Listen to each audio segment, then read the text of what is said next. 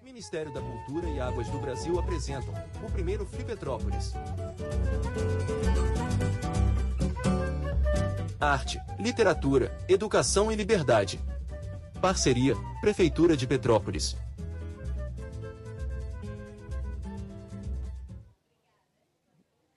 Bom dia a todos. É um prazer estar aqui hoje como mediadora, né, dessa mesa, junto com o meu amigo, professor Leandro Garcia. E falar sobre cartas, para mim, é muito instigante, prazeroso. Cartas que falam, em parênteses, debate e lançamento de livro. Apresentação feita em 4 de maio no primeiro Festival Literário Internacional de Petrópolis, Flipetrópolis. Esta acontece em um palco elevado que possui 2 cadeiras intercaladas por uma mesinha que carregam 2 copos com água. O fundo é composto por um grande banner estampado com o tema do primeiro Flipetrópolis e um telão que passa ao vivo a roda de conversa, que também está sendo filmada. À frente, é possível ver as primeiras fileiras da plateia. Os palestrantes se assentam nas cadeiras dispostas no palco. Da esquerda para a direita, a primeira pessoa sentada é Leandro Garcia, um homem branco de cabelos curtos rente à cabeça, apenas nas laterais da cabeça, de tom grisalho. Ele traja camiseta de botões de manga curta de tom vinho e calça jeans. Leva no pescoço o crachá dos participantes do evento e usa óculos de aro retangular. A segunda e última pessoa sentada é Fátima Argon, uma mulher branca de cabelos lisos, castanhos, cujo comprimento lhe vai até o ombro. Ela traja blusa preta e calça bege. Leva no pescoço o crachá dos participantes do evento e usa óculos redondos de aro vermelho. No canto inferior direito do vídeo em questão, está do início ao fim o intérprete de Libras, sendo ora um homem branco de cabelos castanhos e blusa preta, ora uma mulher negra com cabelos presos e blusa preta. Elas traduzem simultaneamente tudo o que está sendo falado. De tempos em tempos, a plateia é filmada e é possível ver que está cheia. Porque as cartas falam, mesmo que às vezes elas estejam mudas dentro de um arquivo, o que elas esperam é que a gente pegue e faça uma nova leitura. Então, eu já provoco o professor Leandro, porque o livro dele, na verdade, são assim, provocações constantes ao leitor para entender essa carta na sua complexidade, não é? Na sua, ele é híbrido, a carta, né? É esse processo mesmo de mudança. É aquela carta que, como ele diz, é um território aberto à espera de alguém. Então, me diga sobre isso. O que é um território aberto, uma carta? Ótimo. Então, bom dia a todos aqui presentes. Bom dia a quem está nos assistindo pela internet, pelas redes sociais. Inclusive, bom dia no futuro, já que essas gravações ficam na internet, nas redes sociais. Como pedido pela organização, eu me descrevo, sou homem branco, quase sem cabelo, o pouco que tem está grisalho, de calça jeans, blusa cor vinho. Bem, é um prazer muito grande estar aqui com vocês, estar lançando e debatendo esse livro na minha cidade, com pessoas que eu sei que são interessadas no assunto de arquivos e correspondência. Todos aqui realmente são muito queridos, e esse livro é um livro que é um pouco da minha trajetória como professor. É um livro que eu reúno 25 anos de pesquisa em arquivo com o assunto de cartas e correspondências. E a gente que é professor, a gente é marcado também pelos alunos da gente. Então, gostaria apenas de salientar a presença de um dos meus primeiros alunos, quando eu comecei a minha carreira, que é o João, que está ali. O João foi meu aluno lá no Rio de Janeiro, antes dos anos 2000 ainda. Então, acaba que também é um pouco da trajetória minha como professor. Eu acho que a pesquisa de cartas no Brasil tem crescido muito ultimamente, especialmente na área da literatura, porque a carta se tornou uma espécie de objeto quase que museológico. Porque, hoje em dia, não só a gente não escreve mais cartas, como dificilmente a gente recebe, e antes falava-se que o correio só trazia contas para a gente pagar. Mas nem conta o correio está mandando código de barra, está mandando link, está mandando não sei o quê. Então, assim, nem pelo correio chega conta mais. Então, o que chega para a gente? chegam essas mensagens eletrônicas, chega o WhatsApp, chega o e-mail, que geralmente se perde no tempo, se perde na maluquice das redes sociais. Então, acaba que a escrita da carta, o objeto carta, virou realmente um objeto não só de arquivo, mas uma peça museológica e, dependendo, até arqueológica. Porque, por exemplo, um dia desses, eu fiquei sob uma notícia muito interessante que descobriram, no interior da Itália, um conjunto de cartas fechadas dos pracinhas brasileiros que estavam lutando durante a Segunda Guerra, e eles mandavam cartas para as suas famílias, seus familiares aqui no Brasil, e eu não sei por qual razão essas cartas não saíram da Itália. Então, descobriram em Pisa, no arquivo municipal de Pisa, na Itália, um conjunto de 385 cartas, todas lacradas, todas fechadas, dos nossos combatentes que estavam lá e que eles postaram essas cartas para os familiares brasileiros e, sabe-se dizer, aquela situação de guerra, essas cartas não saíram de Pisa, não saíram da Itália, e está lá hoje, e eles não sabem o que fazem, se abre, se não abre, porque elas estão todas lacradas, todos já certamente falecidos e mortos, e aí se tornou, inclusive, muito entre aspas, um problema para o município de Pisa, o que fazer com esse acervo, que é um acervo histórico, é também arqueológico, é museológico e é humano, acima de tudo. Porque a escrita de cartas é uma escrita muito humana. Esse livro, então, ele reúne esses meus 25 anos, desde 1999, que eu pesquiso, que eu mexo com esse material, eu trabalho com o arquivo, e aí foi muita coisa. O livro está imenso, quase 500 páginas, e realmente são textos que falam, claro que aqui não é o epistolário, ou seja, é uma reflexão teórica que eu faço sobre cartas, é uma reflexão teórica que eu faço sobre autores de cartas, mas não é um epistolário, que epistolário é quando a gente reúne a correspondência passiva e ativa na chamada recíproca, e isso seria um epistolário. Não, esse livro é uma reflexão teórica sobre os epistolários. Por isso que elas falam. Por isso que elas falam. Então, é nesse território aberto, né, que a historiadora e professora Ângela Castro, ela diz uma coisa muito interessante, né? Ela diz que as cartas são um espaço muito privilegiado e preferido para se pensar a sua rede de sociabilidade, não é? Que aí você vai conquistar posições sociais, políticas, quer dizer, um espaço nesse sentido. E aqui o Leandro dá vários exemplos. Há um trechinho que eu gostaria de ler que diz o seguinte: aqui levanta uma questão sempre atual e intrigante. Como eu disse, o tempo todo ele nos indaga, né? Ele faz a gente pensar.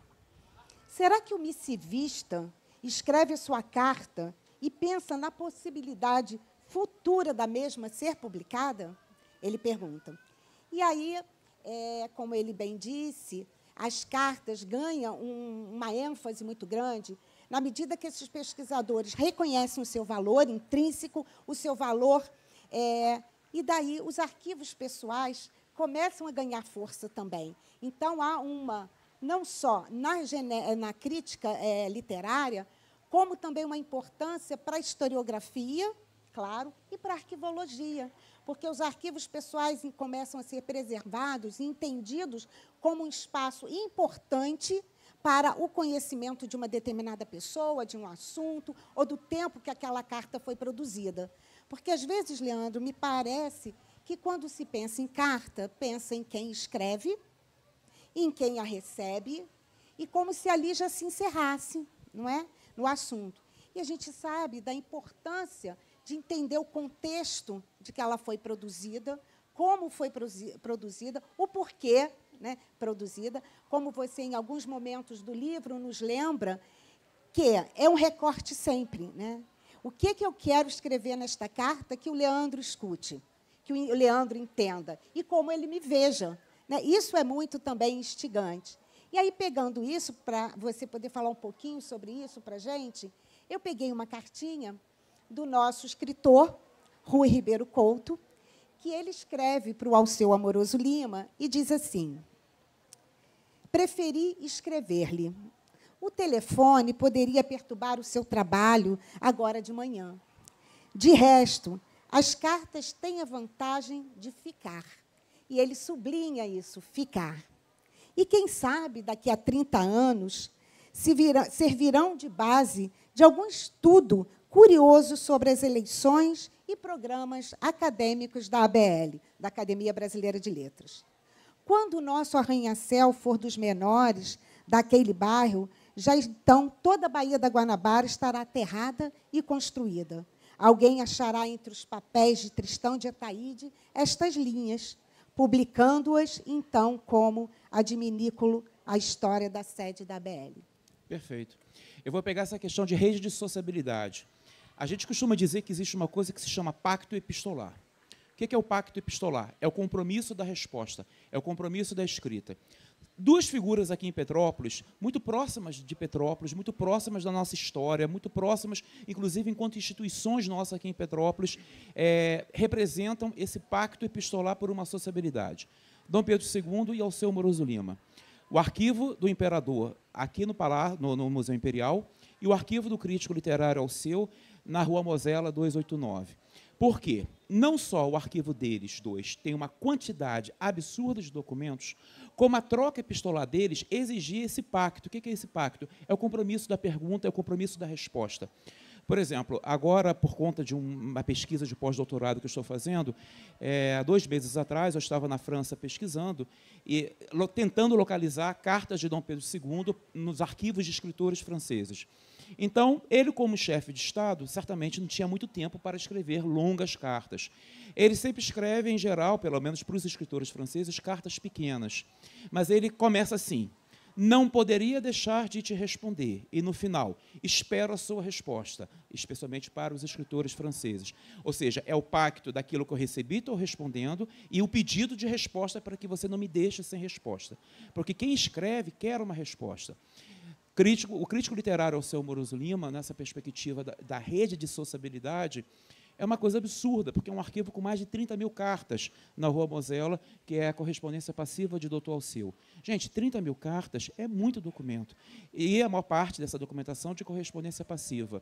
Quase todas as cartas do Dr. Alceu, ele fala: desculpe a letra, mas espera a sua resposta. Ou espere que eu vou te responder. Então, essa rede, duas coisas. Essa rede de sociabilidade era uma forma, na época deles, que hoje em dia a gente faz muito através de grupos de WhatsApp, grupos de discussão virtual. Na época deles, a sociabilidade, a distância, era por carta. O mundo era pensado, por incrível que pareça, através de carta. A obra era pensada através de carta. A correspondência do Mário de Andrade é uma das correspondências mais fortes para você pensar o que é você escrever a sua obra literária e pensá-la através da troca de cartas com seus amigos. Eu vou dar um exemplo no caso do Mário de Andrade, Macunaíma. O Mário escreve Macunaíma entre 1926 e 1927 e publica em 28. Ele passa o final de 26 e início de 27 escrevendo Macunaíma. A cada capítulo de Macunaíma que ele escreve uma carta para Manuel Bandeira, no Rio de Janeiro, mandando trechos do Macunaíma para o Manuel Bandeira dar a opinião dele. O Manuel Bandeira odeia Macunaíma. Ele fala que aquilo não era livro de literatura. Ele fala que era uma das piores coisas que o Mário de Andrade escreveu na vida foi o Macunaíma. E tem um capítulo do Macunaíma que o Manuel Bandeira não deixa o Mário de Andrade publicar, que é o último capítulo que foi escrito, mas não foi publicado. Por quê? Porque, segundo a troca de cartas, aquilo não era capítulo para se terminar um livro. Então, acaba que essa rede de sociabilidade, Fátima, que você está falando, também serviu como um laboratório de ideias. Porque a correspondência, ela também pode ser pensada e vista como um laboratório de ideias, como um laboratório de criação, como um laboratório estilístico. A gente tem que pensar que a correspondência, que hoje em dia está raríssima ou praticamente inexistente, era uma forma também do escritor pensar a sua obra e a obra do outro. Então, por isso que a gente volta ao título do livro, Cartas que Falam, porque elas falam de si, de quem escreve, fala um pouco do correspondente, porque o remetente se constrói, muitas das vezes, de acordo com quem vai recebê-lo, de acordo com o destinatário, vamos dizer assim, e, por essa razão, eu acho que também é uma rede de sociabilidade e um laboratório de criação, um laboratório de ideias. Com certeza. E a gente também pensar, né, Leandro, que, na medida que esse material vai sendo produzido, porque o Leandro já fez várias publicações com as cartas do Alceu Amoroso Lima, né, com vários dos seus grandes escritores, como Mário de Andrade, Carlos Drummond de Andrade, Jorge de Lima, enfim, vários, né? E, na medida que ele publica isso, ele dá visibilidade a um acervo até então de caráter privado. Exatamente. Mesmo que, então, na medida que essa documentação pessoal vai para um arquivo, ele já está institucionalizado. E ele precisa ser o quê? Publicizado. Porque, senão, vira o arquivo um depósito. E o arquivo ele tem essa obrigação, vamos dizer assim, social, de transferir a informação que está ali naquele acervo, né?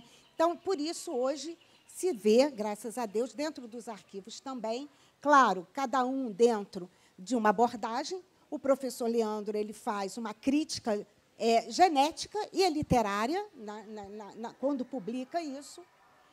Eu, por exemplo, já faço um trabalho como arquivista, que é justamente fazer catálogos, publicar catálogos que deem conta dessa correspondência ali tratada, seja ela temática ou uma correspondência entre autores. Por quê? Porque aí que, na minha análise, Leandro, você entende e vê a relevância social desse trabalho. Claro. E do próprio momento que ele está sendo produzido, aquele diálogo, porque a carta é um diálogo escrito, mas é um diálogo, como o professor falou. É uma construção também de ideias, não é? E aí é curioso como também tem o lado afetivo, né? Claro. Então, a gente entende, em alguns momentos, ele fala aqui, que fica na responsabilidade do destinatário guardar, jogar fora, não é? Preservar aquela documentação. E, em alguns momentos, também, a gente entende que essas cartas têm outro destino ruim, como você citou agora, alguns, por exemplo, quando da Guerra Franco-Prussiana, que a Condessa de Barral, que era a preceptora da princesa Dona Isabel, ela a polícia vai à casa dela, é aquela situação difícil, e ela relata para a princesa que, infelizmente, ela teve que queimar milhares de cartas que eram, para ela, um tesouro da amizade que ela nutria pela Isabel.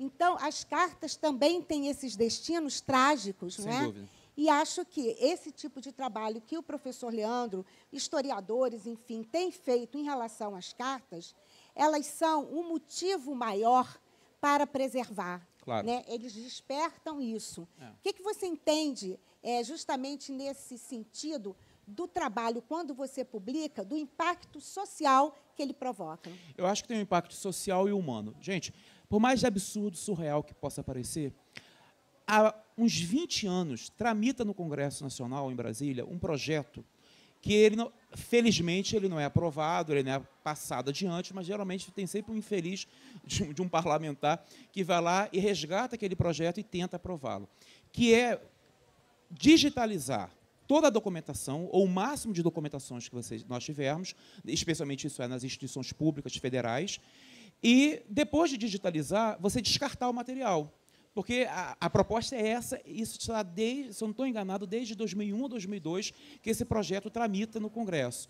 Ou seja, nas instituições federais, nos arquivos federais, você, então, digitaliza tudo, você faz a digitalização, cria arquivos virtuais, e como não se tem, na cabeça de alguns parlamentares, lugares mais para você guardar documentos, então você vai descartar. Então, se isso for aprovado, a ideia é, por exemplo, o Museu Imperial é uma instituição federal. Então, você digitaliza todo o arquivo do Museu Imperial e depois você descarta o material. Assim, é uma das coisas mais assim, surreais que possa parecer, mas isso tramita do Congresso Nacional.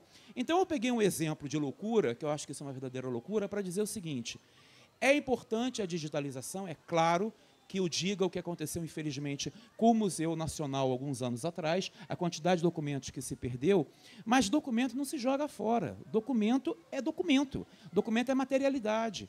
E quando a gente pesquisa, a gente não apenas transcreve o conteúdo de uma carta, a gente também tenta entender o material no qual ela foi produzida. Exemplo, a pintora Anita Malfatti. A pintora Anita Malfatti, qualquer carta dela que ela mandava, a Anita Malfatti, ela pegava pétalas de flores secas e colava no final. Ela era pintora. Ou, às vezes, ela fazia desenhos dela, croquis de desenhos na carta. Ela sempre aspergia perfume. Era muito comum você aspergir perfume para a carta ir perfumada. Ou, às vezes, ela pegava um cortezinho do cabelo dela, colocava e fazia uma pintura e colocava no meio, colado, uns fiapinhos do cabelo dela, enfim.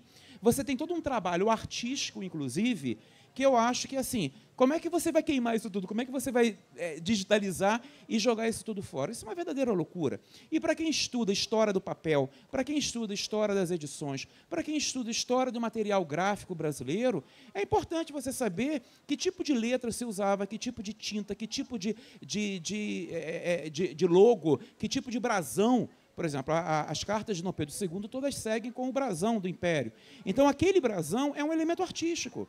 Então, é nesse sentido que eu acho que a preservação de documentos, a preservação e salvaguarda de arquivos públicos e privados, inclusive, é algo importante. E a gente mora numa cidade que é uma cidade feliz, porque temos muitos arquivos aqui na cidade, públicos e privados, coleções privadas, coleções de família, claro, as coleções nas instituições públicas na cidade, que faz com que a cidade, na minha opinião, olha que eu estou há 25 anos pesquisando arquivo, eu acho que é uma cidade sui generis, Petrópolis, no sentido de documentação, porque é uma documentação absurda que nós temos aqui na cidade, e eu acho que é isso, a pesquisa ajuda também a preservar, porque às vezes, por exemplo, alguns meses atrás, a direção da Condep me telefonou dizendo que tinha uma caixa de papel velho lá, que eles acharam que tinha alguma importância.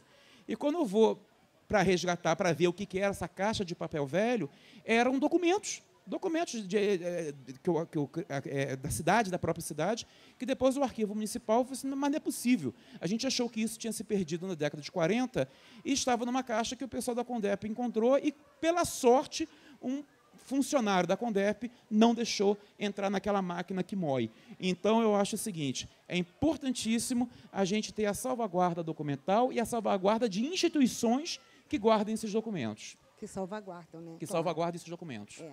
Eu agora aqui, você falando, né, do arquivo do Museu Imperial, sempre vem a princesa Dona Isabel, né? E ela tem uma cartinha, acho tão interessante, porque, às vezes, ela tinha apenas 7 anos de idade, e ela escreve para o imperador Dom Pedro II, dando notícias. Ele estava viajando para o norte, e ela vai falando, papai, estou bem, uma cartinha infantil, que, às vezes, nos parece, né, tão sem valor assim, né, para nenhum estudo. Nem. Aí tem uma frasezinha que ela diz assim, estou com dor de garganta. E o Sigot, que era um médico francês importantíssimo, diz assim, mandou que eu fizesse gargarejo com pedra pume, né, com aquele pozinho do pume. Então, você vê que, numa carta dessa, o quanto a gente passa a conhecer sobre uma determinada sociedade, seus costumes, no caso, umas práticas medicinais. Quer dizer, então, como a carta também é um resultado, né, Leandro? Porque as cartas do século XIX, diferente dos escritores, de pessoas comuns, vamos dizer assim, independentes, se da classe trabalhadora ou se da elite, elas eram muito lacônicas, porque elas escreviam, às vezes, muito rápido, porque, para uma carta ir para a Europa, elas precisavam esperar o quê? O navio. Então, era necessário que aquilo se fizesse rápido, né? Eu queria encerrar esse nosso bate-papo, antes de abrir para um debate, para uma conversa, que eu achei fantástico. Eu, assim, não li o livro ainda, mas conheço bastante a obra do professor Leandro, os próprios livros, né, que tratam desse epistolário entre os vários escritores, mas eu desconhecia uma carta aqui que eu fiquei encantada. É uma carta que o professor Leandro escreve para um professor dele, Júlio Diniz, o orientador, né, e que ele diz assim, querido Julinho, te respondo por carta ao e-mail que você me mandou dias atrás, me convidando para escrever um texto para o seu futuro livro. Confesso que relutei um pouco. Estou de férias, sem muita cabeça para escrever e pensar, e com uma sincera vontade de não escrever nada sobre teorias de literatura e pensamento contemporâneo. Você sabe que esses assuntos, embora de grande importância, não me seduzem, não me atraem como a você e a outros amigos queridos que temos em comum. Nunca fui bom em teorizações, mesmo sendo hoje professor de teoria literária. Um paradoxo? Sim, dos vários que a vida nos oferece a cada dia. E aí ele vai dar uma aula de crítica, ele vai falar... É uma carta, assim, fabulosa, né? E é interessante porque ela tem, como ele próprio diz, um tom ensaístico, né? E ele consegue, naquele momento, eu fico até arrepiada, mas ele consegue trazer para a discussão questões teóricas, mas cheio de amor, cheio daquilo que representava a relação dele com o professor. Não só aquele que lhe ensinou, mas aquele que lhe inspirou, porque professor tem que ser isso, não ensinar apenas, mas lhe inspirar, trazer, ser acolhedor.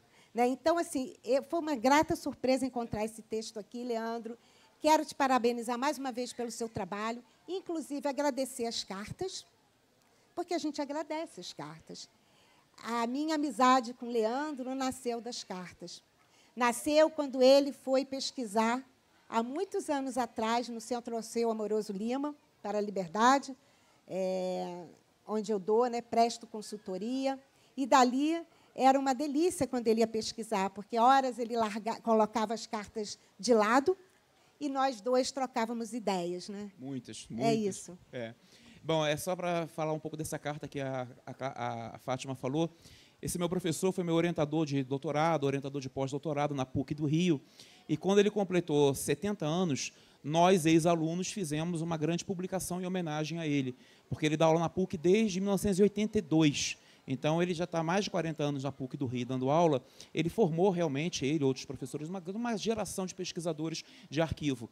E aí o Júlio fez 70 anos, então nós, ex-alunos, montamos, né, um livro que ainda não foi publicado, esse livro vai sair agora, com textos de homenagem. A minha homenagem a ele é essa carta. E quando eu falo que eu não queria teorizar, é porque... E, na verdade, eu não queria, mas já teorizei, né? Porque a carta já é uma teoria.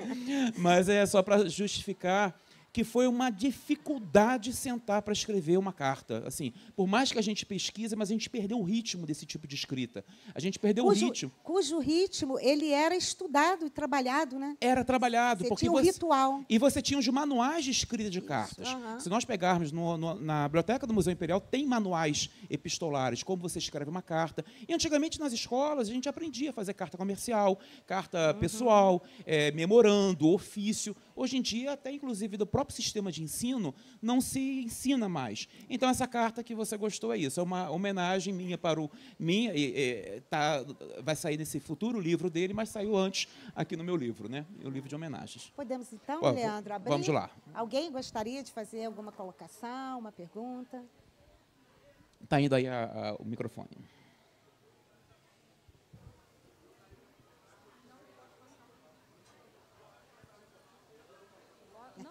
Uma briga de microfone. Quem vai, quem não vai? Bem, bom dia a todos e todas. Parabéns aí ao professor Leandro por mais essa obra. Parabéns à Fátima pela bela condução, pelo trabalho feito. Né? Duas questões que eu gostaria de provocar para reflexão. Né? Uma é a questão ética, no sentido de como é o parâmetro para... A Fátima disse, né, 30 mil cartas lá do Alceu.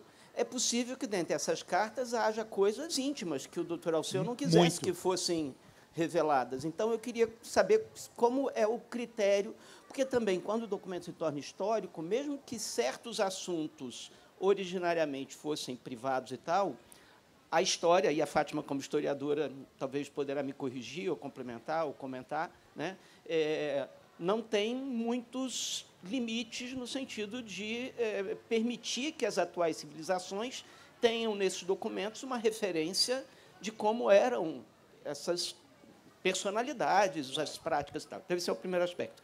E o segundo é a questão de, como foi mencionado agora no final, as cartas estão em extinção, se você vislumbra alguma possibilidade de os modos de comunicação contemporâneos preencherem ocuparem esse espaço que as cartas ocupam hoje, os e-mails, as mensagens de WhatsApp, com as limitações que a gente sabe que isso tem. Cada pergunta é uma tese, tá? Ou seja, vou começar pela segunda, que é sobre os meios de comunicação. Veja, tem umas pessoas que têm umas coisas meio apocalípticas, assim, né? Por exemplo, não sei se vocês se lembram, quando o computador começou a surgir nos anos 90, que o computador ia acabar com o livro. Não acabou, né? A gente tem hoje os e-books, os Kindles, mas o livro está livro, né? Ou seja, o livro ainda existe. Então, o computador não acabou com o livro. Antes do computador, na década de 50, dizia que, quando se criou a televisão iria acabar com os livros, que também não acabou. Eu acho o seguinte, eu creio que ninguém mais, hoje em dia, siga aquela liturgia para escrever uma carta, porque a carta exigia uma liturgia. Você vai pegar o papel, muitas pessoas escreviam um rascunho, e aí se escrevia um rascunho, passava limpo, aí você tinha que ter um envelope, portanto, já tinha que ter ido antes lá na Semadri, né, para comprar um envelope de cartas, lacrar a carta, ir até a agência do Correio, lá na Rua do Imperador, pedir a Deus para que a carta não fosse extraviada, esperar mais um mês, geralmente, de resposta. Então, é toda uma liturgia. Eu acho que, hoje em dia, ninguém mais faz isso. O e-mail, ele tem elementos que eu chamo elementos textuais de carta. Eu acho que o e-mail é uma forma de carta completamente transformado, porque o gênero epistolar, que é o gênero das cartas, como todo gênero literário, ele se transforma. O e-mail, se nós pegarmos lá o e-mail tem a data. Está eletrônica, mas tem a data. Geralmente, no e-mail, quando a gente escreve um e-mail, fulano, prezado fulano, caro Beltrano, você tem a mensagem do e-mail e você bota teu nome no final. Então, você tem o cabeçalho, que a carta tinha um cabeçalho, tem a data eletrônica lá, a carta tinha sempre uma data, você tem a mensagem e você tem a assinatura, ainda que seja uma assinatura eletrônica. Então, eu acho que o e-mail é uma forma estilizada da carta, uma forma transformada da carta. O WhatsApp, eu acho que é completamente diferente nesse sentido. O WhatsApp realmente é uma confusão só, é muito bom, é muito prático, mas ele esculhambou de vez, na minha opinião, com o gênero epistolar. Ele facilitou muito, mas ele acabou... Por quê? Porque o gênero epistolar, ele pressupunha um pensamento que, para escrever uma carta, e até para escrever um bom e-mail, você tem que pensar no que você está escrevendo. Então, eu acho o seguinte, não sou saudosista, não tem como voltar no tempo, não tem como voltar como era antes, mesmo porque hoje é muito rápido, você manda uma comunicação do outro lado do mundo, em segundos chegou o teu contato lá. Então, eu acho que chegou para ficar. Agora, a tua primeira pergunta, a questão ética, é o seguinte: depois de 25 anos pesquisando arquivos e publicando e pesquisando sobre carta, de 99 até 2024, eu vou ser muito sincero para vocês. Eu acho que nem tudo deve ser publicado. É a minha percepção. Eu acho que nem toda carta deve ser publicada. Eu acho que tem que ter uma reserva ética do pesquisador. Tem que ter, na minha opinião, aí eu vou arrumar muita briga com alguns colegas meus que dizem que tudo que está nos arquivos tem que ser publicado. Eu acho que tem que ter um controle ético, um equilíbrio do pesquisador. Por exemplo, em 2014, eu publiquei a correspondência do Dr. Alceu Moroso Lima com Carlos Drummond de Andrade, 2014. Mas a pesquisa foi em 2012, 2013. Numa das cartas do Drummond para o Dr. Alceu, o Drummond escreve com todas as letras numa carta que ele estava pensando seriamente em suicidar-se, em dar cabo da própria vida. O termo que ele usa é esse, dar cabo da minha própria vida.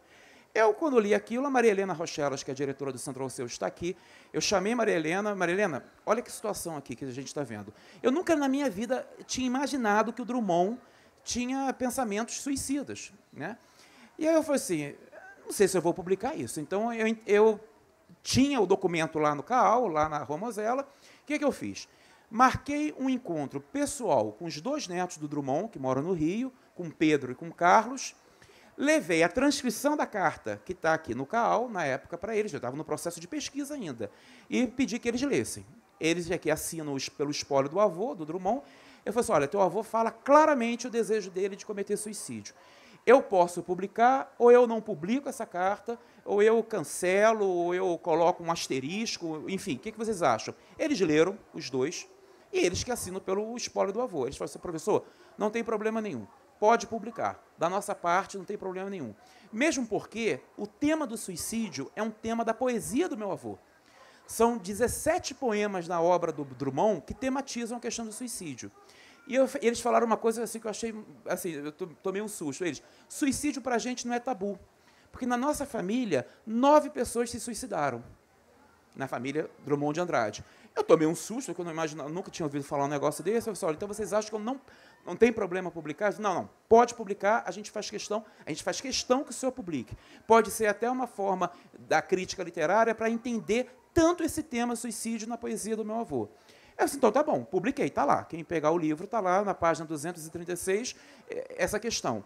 Então, Kleber, nesse sentido, eu fui até eles. Porque, assim, eles permitiram. Agora, se eles não tivessem permitido, eu não teria publicado isso, mas não mesmo. Porque eu acho que, assim, tem que ter uma reserva ética do pesquisador. Eu acho que, porque são textos íntimos.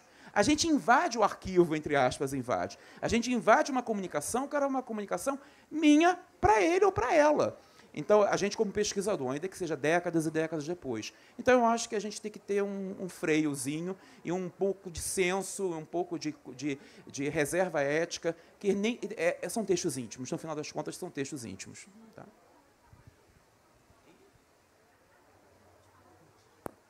Bom dia, Leandro e Fátima. Excepcional a fala, e eu confesso que eu lacrimejei em alguns momentos, sobretudo quando a Fátima falou da questão da afetividade. Como poetisa, não posso deixar de puxar para esse lado.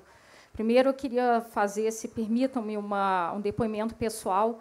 Eu, há um mês, comecei a escrever cartas para uma amiga. E, no papelzinho, eu fiz todo esse percurso. Fui comprar o envelope, não vendi, eu precisava de um lote de envelopes. Coloquei no envelope a palavra poesia escrita, coloquei uma figurinha, coloquei um papel de carta do Pequeno Príncipe, enviei para ela todo bonitinha, e coloquei uma folhinha da camélia. Eu tenho camélia em casa, e a gente sabe da simbologia da camélia, sobretudo aqui para a nossa cidade. Ela recebeu em Brasília. Ela colocou no caderno dela e mandou uma foto da folha de camélia guardada, e me disse que, para responder esta carta, ela ficou 1 hora no correio para postar, sendo que é uma pessoa extremamente ocupada. E ela disse que valeria a pena pelo afeto que ela tem por mim. Então, eu queria puxar essa brasa, Leandro. Você tem a noção de que este livro, embora seja um livro técnico, não é um romance, ele vai despertar muitos corações nessa parte afetiva? Tomara, tomara. Mas o que você falou, Shirley, essa tua prática agora, esse teu ato de escrever para sua amiga, realmente se tornou algo até exótico para a gente hoje em dia. Exótico nesse mundo maluco de WhatsApp. Por exemplo, há coisa de uns 2 anos atrás, uma prima minha fez aniversário, dia 2 de janeiro, minha prima faz aniversário. Aí o que eu fiz? Eu vou dar um susto nela. Eu mandei um telegrama para ela. Ela ficou com o telegrama umas 2 horas fechado, sem abrir, com medo. Porque na cabeça dela, telegrama é desgraça. Então, assim, porque ela é um pouco mais velha do que eu, né? Eu vou fazer 50 anos. Então, a Rosângela deve estar com 54, 55.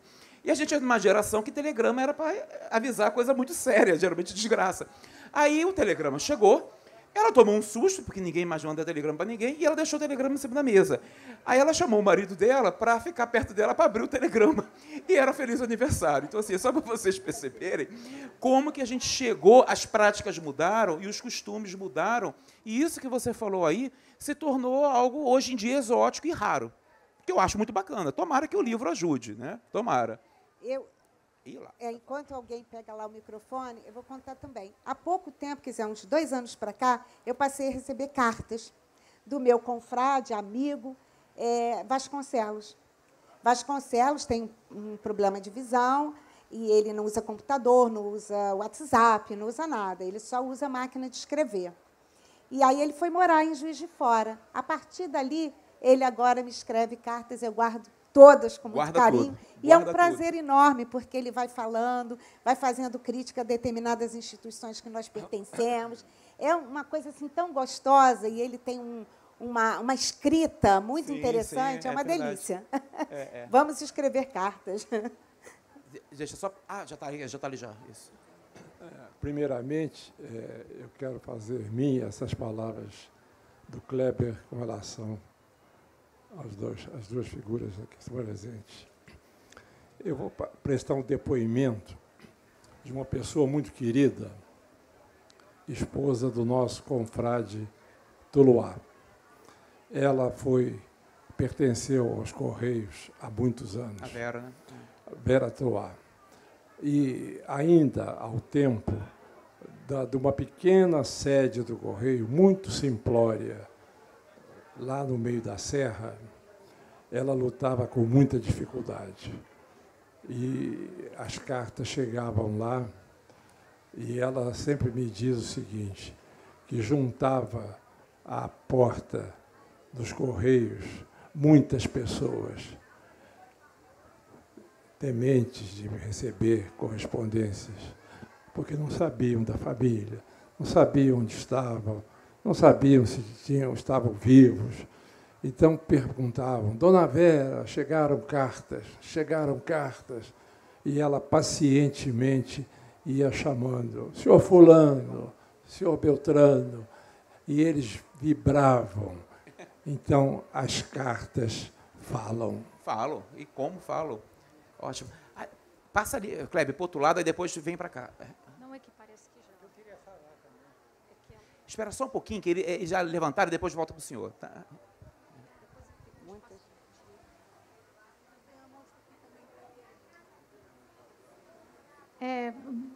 Bom dia, Fátima. Bom dia. Bom dia. Eu só queria fazer alguns comentários, porque vocês levantaram tantas questões que são pertinentes ao que eu estou vivendo no momento. Eu estou organizando o arquivo do escritor Fernando Pi, Seu e que pai? também meu pai, por acaso, meu pai, e que tem também milhares de correspondências. E, nesse momento, eu estou justamente na correspondência recebida por ele. E algumas questões que vocês colocaram, realmente, que o professor Kleber colocou também, com relação à ética, algumas cartas que ele recebe, a grande maioria de crítica, troca de informações literárias e coisas desse tipo, trocas como você colocou, de compartilhar os textos antes da publicação, poemas, inclusive, e tal. Mas algumas cartas, eu percebo, tem um escritor em particular, que ele escreve carta num tom de desabafo. Então, é como se ele estivesse conversando pessoalmente. São cartas enormes. E uma determinada carta me chamou a atenção, porque ele foi escrita, isso aí eu estou falando de 1990, 91, e, na época, complicada politicamente falando, e aí, na carta, ele usava um linguajar, em geral, muito chulo, e ele tinha um problema com uma determinada figura política. E aí, falava cobras e lagartas dessa pessoa política, mas usando termos pejorativos que ofendem a honra da pessoa. Perfeito. Então, ele estava falando com meu pai, ele não estava falando para todo mundo. Exatamente. Ele não escreveu aquela carta para ser pública. Exatamente. Ele estava escrevendo aquela carta para o Fernando Pi. E aí eu até conversei isso com meu irmão, falei, olha essa carta. Meu irmão falou assim, você está doida de deixar essa carta aí? Você quer que a pessoa está aí, está viva, está na política? Falei, você já imaginou se essa pessoa resolve processar por tornar público a honra dela? Claro, né? claro. Então, essas coisas a gente tem que tomar muito cuidado, porque os arquivos pessoais, como dizia Ana Maria Camargo, é uma caixinha de surpresas. Né? Você abre uma caixa de um arquivo, você não sabe o que você vai encontrar lá dentro. Exatamente. Então, você tem que ter muito cuidado. Um outro ponto que eu queria colocar, que você citou, dessas cartas que são decorativas, né? Da pessoa que faz um desenho, que faz... Então, isso, na área de biblioteconomia, eles tratam a questão como marcas de proveniência. Perfeito. É aquilo que legitima a proveniência, às vezes até a autenticidade da carta. Que a gente sabe que os documentos de arquivo são documentos de prova. Exatamente. Tanto que você diz arquivar, né, no termo jurídico, coloca, isso, é aquilo que comprova. E, no papel, você comprova isso com muito mais facilidade do que no digital, embora você tenha mecanismos para autenticar um documento nato digital. Claro. Mas uma coisa que tem me chamado muita atenção nessas cartas, que eu estou até listando essas marcas de proveniência, é que, às vezes, eu que estou olhando uma por uma, quando eu pego uma carta, eu falo, já sei quem escreveu essa carta, só de olhar o papel. É isso não mesmo. Porque tem uma pessoa que escreve sempre com papel de carta decorado. É a materialidade. Né? E tem os papéis timbrados, aí você percebe que a pessoa é funcionária da instituição A, então ela pega o papel timbrado da instituição A para escrever coisas pessoais. O livro não tinha nada a ver com a instituição. Aquilo te engana, mas você já sabe, aquela pessoa tem alguma ligação para aquela instituição, pegou o papel da instituição, levou para casa, privatizou aquilo que não seria dela, Exato. digamos assim. Então, essas marcas de proveniência também dizem muito sobre a autenticidade da própria carta, coisa que no digital, no dia a dia, a gente não percebe. E eu faço uma analogia, aquilo que você tocou do WhatsApp, do e-mail, eu faço essa analogia da seguinte maneira. O e-mail seria o equivalente à carta hoje, como você falou. E o WhatsApp seria o equivalente ao bilhete. Se a gente for pensar em termos de tipologia documental, né? Que muito rápido, uma comunicação muito rápida. Eu também estudo muito essa questão da tipologia documental. O bilhete, que antes era escrito, né, no arquivo do Fernando Pires, tem muitos bilhetes que ele arquivava junto com a correspondência, que você percebe que era um bilhete de encaminhamento de um livro, vinha dentro do livro. Eu te encaminho, um abraço, isso aqui é um bilhete. Bilhete. É epistolar. Mas, claro. Mas hoje seria um WhatsApp. Te enviei o livro, você vai receber ele. Um recadinho rápido. Recadinho rápido. Perfeito. Eu acho que são só esses comentários. Eu queria parabenizar vocês por essa Celina. iniciativa dessa mesa, que foi fantástica para mim. Obrigada. Obrigado.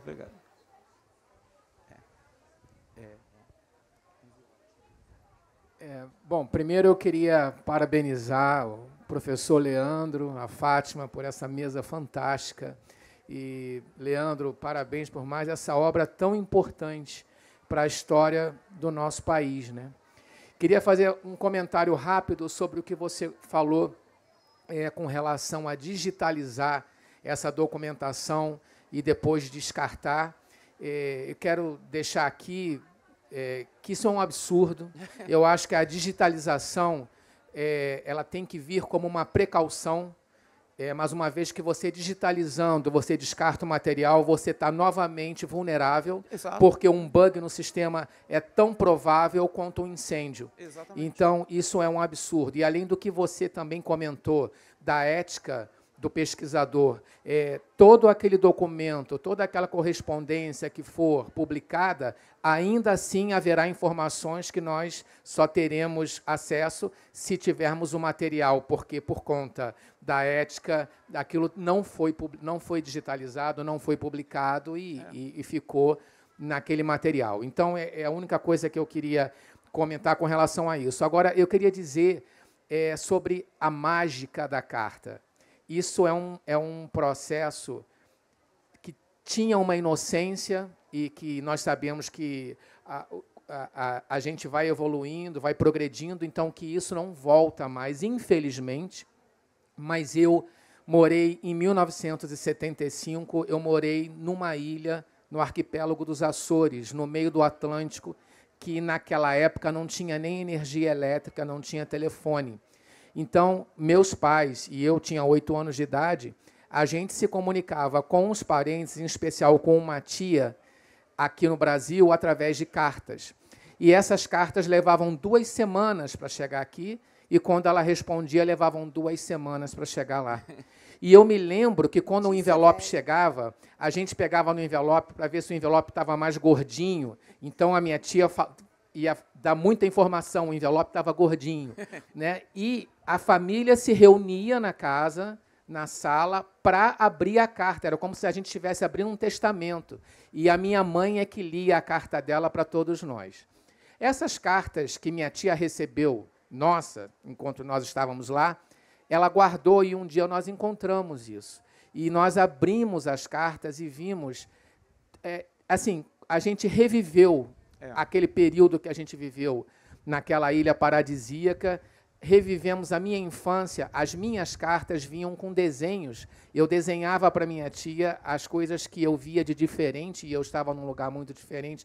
Então, isso era mágico, era muito diferente do que receber um e-mail, do que receber um WhatsApp. Então, infelizmente, né, mas é bom que faz parte da história de cada um. Quem aqui teve a oportunidade de trocar cartas, é uma comunicação muito, muito interessante.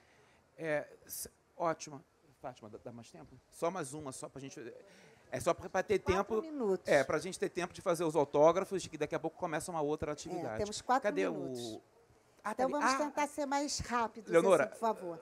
faz a tua perguntinha, depois vem empurrar pro senhor aqui.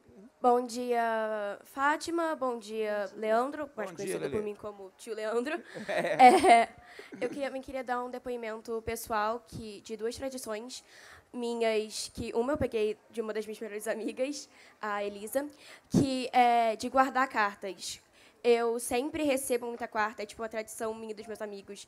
Sempre que chega aniversário, alguma data especial, a gente faz carta um para o outro, como método de demonstrar amor mesmo.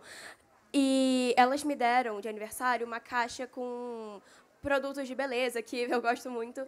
E eu uso essa caixa para guardar cartas, desenhozinho, o que seja.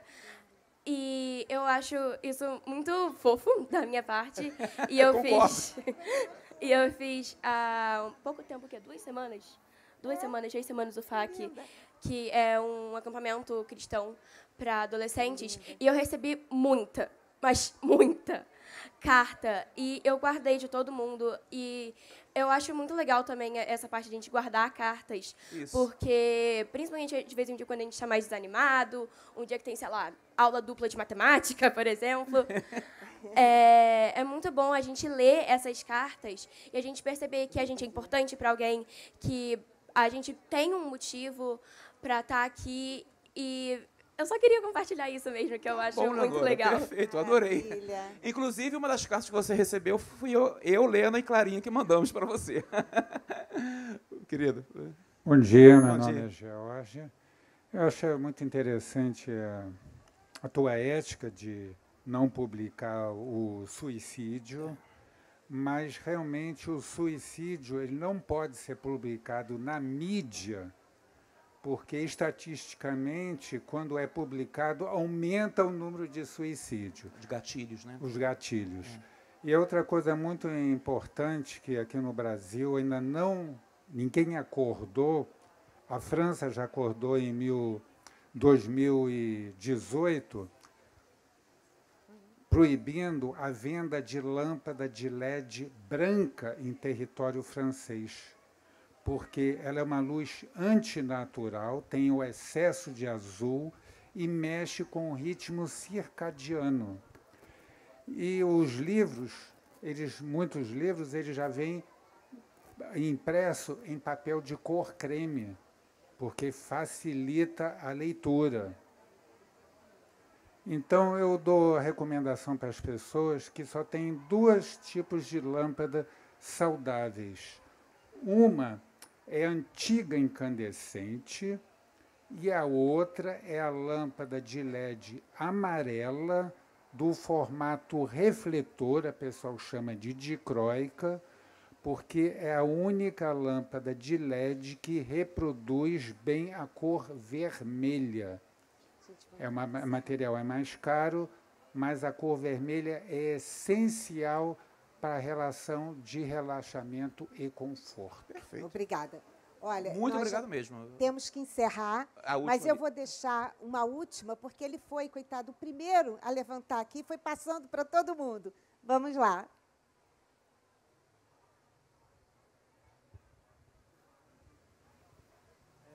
Bom dia, beleza? Bom dia, bom dia. Tem um caso interessante, o Guimarães Rosa, um escritorzinho lá da minha terra, ele mandou uma carta para um escritor da minha cidade.